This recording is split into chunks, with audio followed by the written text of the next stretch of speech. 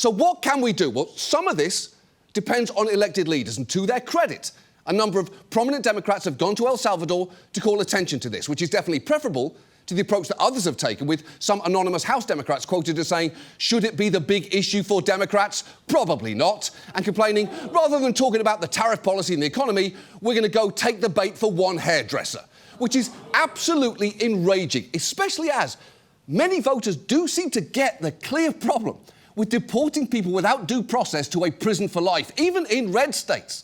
Here's Chuck Grassley being confronted at a town hall in Iowa. You gonna bring that guy back from El Salvador? Yeah. Yeah. Why not? Well, because that's not a power of Congress. The Supreme Court said to bring him back. Judges are, and the president isn't upholding the Constitution. He's defined the You're on the Constitution. Judiciary Committee. Trump don't care. If I get an order to pay a ticket for $1,200 and I just say no, does that stand up? Because he's got an order from the Supreme Court and he just said no. Exactly.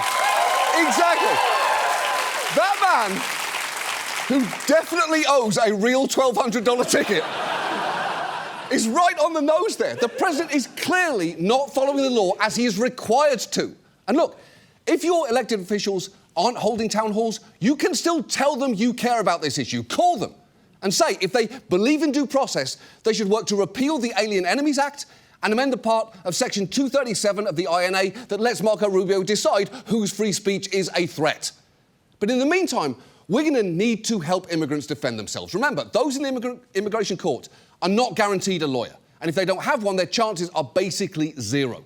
So if you can, it is worth supporting non-profits like these that provide legal services for immigrants or local ones in your community. And this is an issue where I do think there is a practical value to public protest, because this is going to be in the courts, and those inside them need to be made aware of public opinion on this, because it can make a difference. Former Supreme Court Chief Justice William Rehnquist once wrote that no honourable judge would ever cast his vote because he thought the majority of the public wanted him to vote that way, but that in certain cases, judges are undeniably influenced by the great tides of public opinion. And I would argue the moment we're in right now isn't just worthy of a great tide, it is worthy of a fucking tsunami. Because this is an absolute outrage.